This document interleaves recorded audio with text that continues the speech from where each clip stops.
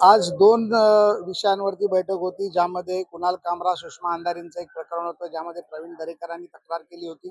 आणि दुसरं प्रकरण माननीय सुनील शिंदे, आमदार विधान परिषद यांनी एका अभियंत्यावरती, महापालिका अभियंत्यावरती हक्कभंग आणला होता, ते एक प्रकरण होतं.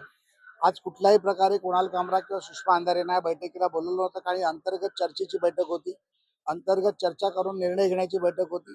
यामध्ये काही प्रकारची ओपिनियन्स आम्ही LNGD कडे आणि प्रथेप्रमाणे अधिवक्त्यांकडे पाठवली होती, परंतु त्यांचं उत्तर काही कारणामुळे येऊ शकलं नाही, तर त्यांनी थोडा काळ मागितला आहे. मला वाटतं की ते 2-3 दिवसात उत्तर आलं की तात्काळ एक पुढची बैठक निर्णयाकडे जाण्याची घेतली जाईल. नाही, असं असं कुठलाही निर्णय असं सांगून होत नसतो, तर तो न्यायप्रविष्ट निर्णय आहे.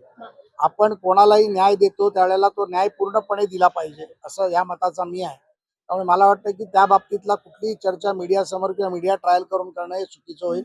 आणि दुसऱ्या प्रकरणामध्ये, सुनील शिंदे साहेबांच्या प्रकरणामध्ये, ज्यांना आम्ही इथे आरोपी म्हणून बोलवलं होतं, त्या अभियंत्यांनी जाहीर माफी सुनील शिंदेची मागितली आणि लेखी माफीनामा देखील दिला. त्यांनी केलेल्या कृत्याबद्दल त्यांनी दिलगिरी व्यक्त केली आणि त्यांनी केलेल्या कृत्याचा त्यांना मला वाटतं की पश्चाताप देखील झाला, असं त्यांनी कबूल केलं. त्यामुळे त्यांचं प्रकरण सुनील शिंदे साहेबांच्या परवानगीने मार्गी काढून त्यांच्या प्रकरणावरती पडदा टाकला. आज सन्माननीय सदस्य उभाटा गटाचे नेते अनिल परब साहेबांनी असं तिथे एक गोष्ट ठेवली की सुषमा अंधारे ताईंनी एक पत्र बंद लिफाफ्यामध्ये त्यांच्या वकिलांच्या माध्यमातून समितीला पाठवलं आहे, परंतु ते पत्र समितीला आज मिळालं नाही. त्यामुळे त्यावर आता काही भाष्य करणार नाही की त्या पत्रामध्ये काय आहे. ते पत्र अधिकृतपणे आम्हाला जर 1-2 दिवसात मिळालं तर निश्चितपणे या पत्रामध्ये काय आहे आणि त्यावर आम्ही काय निर्णय घेऊ हे देखील सांगितलंय. मी पुन्हा एकदा सांगतो की समिती कुठल्याही एखाद्या व्यक्तीबद्दल रोष आहे, राग आहे म्हणून काम करत नाही, तर समिती ही न्यायप्रविष्ट समिती आहे.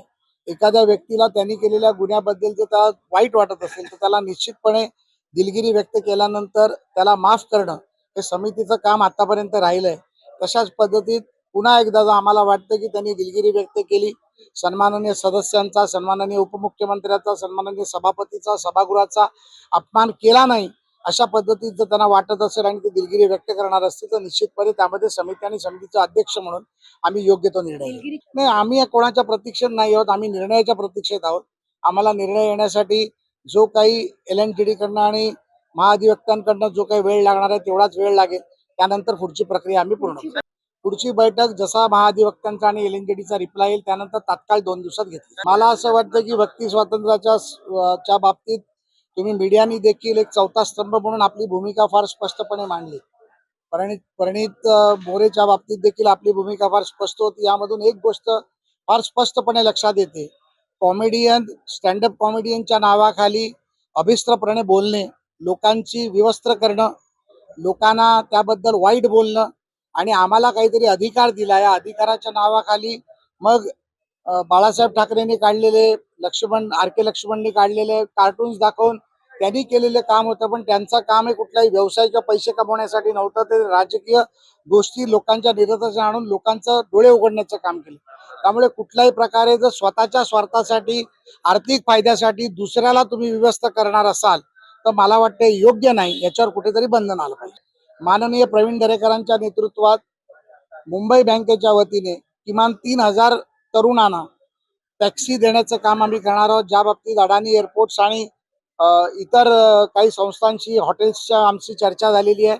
ज्या 3000 तरुणांना आम्ही टॅक्सी देऊ त्यांना परमिट दिलं जाईल आणि ते देवाभाऊ टॅक्सी सर्व्हिसच्या नावाने दिलं जाईल. माननीय प्रवीण दरेकर या बाबतीत जास्त चांगल्या पद्धतीत आपल्याला बोलू शकतील, पण मला वाटतं 3000 मुलांना जर आम्ही टॅक्स्या दिल्या तर त्यामध्ये 6000 मुलांचा रोजगार, किंबहुना 9000 मुलांचा रोजगार तयार होईल आणि 9000 कुटुंबांना त्याच्यातून रोजगार आणि त्यांना त्याचा फायदा होईल याची मला खात्री. नाही, प्रायोरिटी मराठी मुलांना दिली. मला वाटतं हटाव नाही हटाव त्यांनी काही फरक पडणार नाही. ते असले तरी हटवल्यासारखेच आहेत. चांगल्या पक्ष जिवंत ठेवतायत, ते चांगल्या पद्धतीत ठेवतायत, कारण दुसरा चेहरा पण नाही की त्यांच्यासारखा पक्ष जिवंत ठेवण्यासाठी. त्यामुळे त्या विषयावर तुम्ही बोलणं योग्य नाही. आपल्या परिसरातील बातम्या आमच्यापर्यंत पोहोचवण्यासाठी स्क्रीनवर दिलेल्या क्रमांकावर संपर्क साधू शकता. दूरध्वनी क्रमांक 8652414343.